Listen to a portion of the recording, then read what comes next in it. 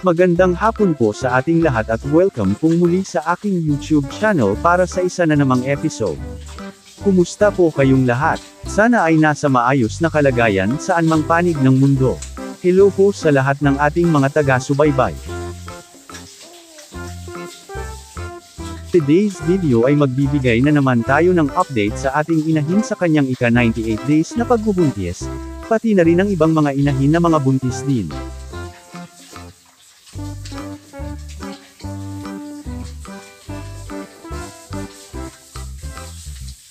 Ito na po ang unang inahin na manganak dito. Nasa 98 days na ang kanyang tiyan at 16 days na lang ay schedule na siyang manganak. Excited na rin kami sa kanyang ika-5 panganganak.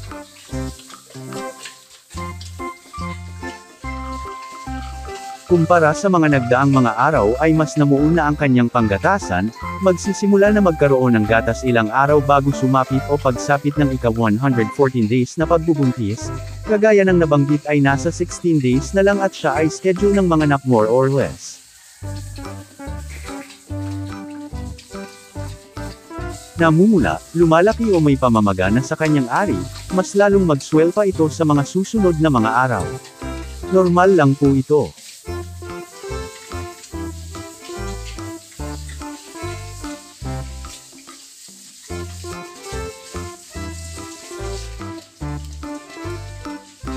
Ang ibang mga buntis ay pinaliliguan pa. Mamaya ay bisitahin natin sila para magbigay tayo ng mga update sa kalagayan at kondisyon nila.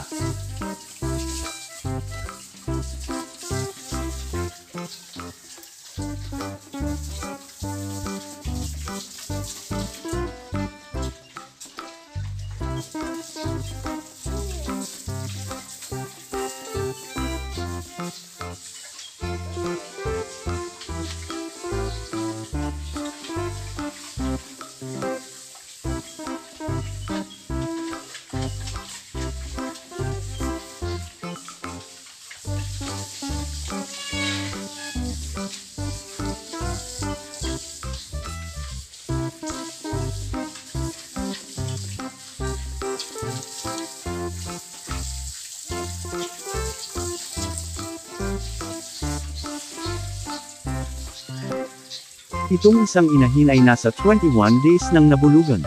Hindi siya naglihit ngayon at hintayin naman natin ang ika-42 days para mas ma-confirm natin na buntis na siya. Kung ating titingnan naman ang kanyang panggatasan ay buhay na ang mga teats at visible na rin ang mga ugat sa tiyan.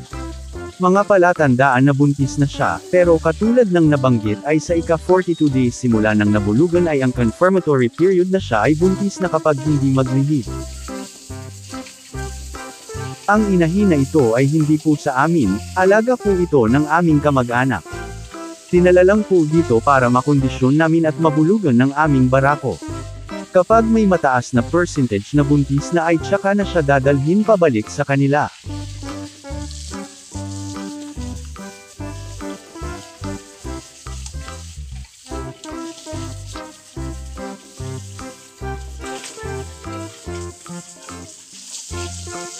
Pinaliguan pa sila para presto, kailangan nila ito para mabawasan ang init sa katawan.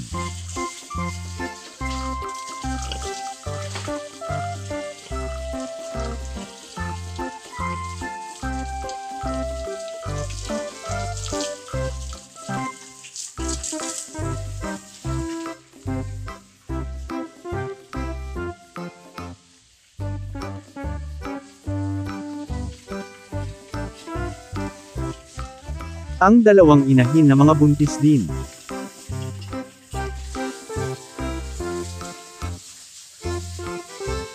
Ang nasa kanan ay 85 days ng buntis at siya naman ang pangalawang manganak dito sa kanyang first parity. Ang nasa kaliwa naman ay nasa 42 days ng nabulugan. Dahil ika-42 days niya ngayon, hindi naman nakikitaan ng mga signs ng reheat ay kumpirmado na po na buntis siya.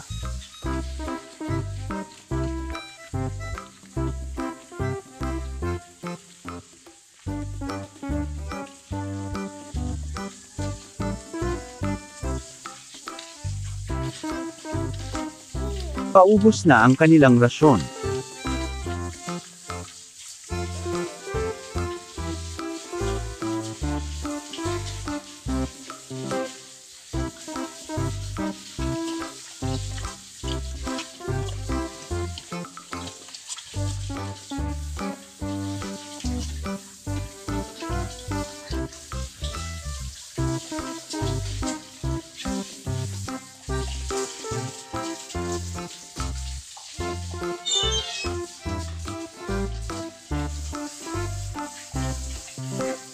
Balik po tayo dito sa kanya. Araw-araw po ay may nagbabago sa kanyang katawan tulad ng pamumuo ng kanyang panggatasan, dati po puro kulubot ang mga iyan dala ng nakaraang anakan, pamamaga ng kanyang ari, lumalaki na rin ang kanyang tiyan at hindi na nakakatagal sa pagkakatayo dahil bumiihiga na pagkatapos kumain.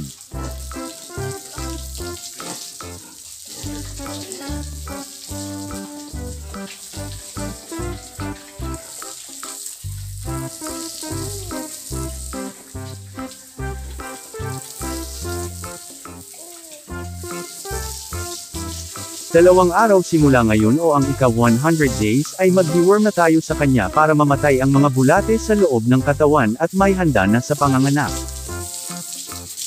Sana ay hindi na tayo magka-problema sa mga dinadala nila para tuloy-tuloy na ang mga bagong piglets dito sa backyard, sa awa ng Diyos. Bago po tayo magtapos ay may pasasalamatan lang po ako, mag-shoutout muna ako sa mga iilan kaibigan o manunood. Hindi ko man mabanggit ang lahat pero maraming salamat sa patuloy ninyong suporta, patuloy lang na manood at mag-comment o kung may nais batiin para mapasali sa mga susunod na mga episodes. Maraming salamat.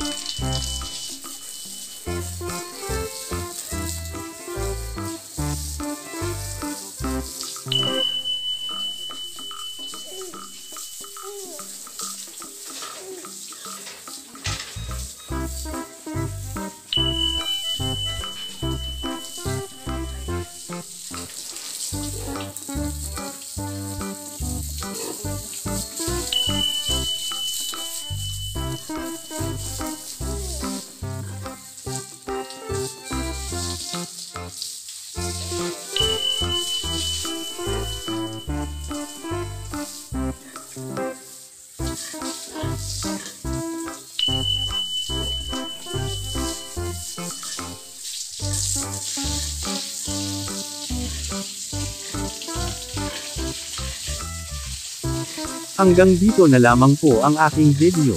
Maraming salamat sa panunood at happy farming sa ating lahat.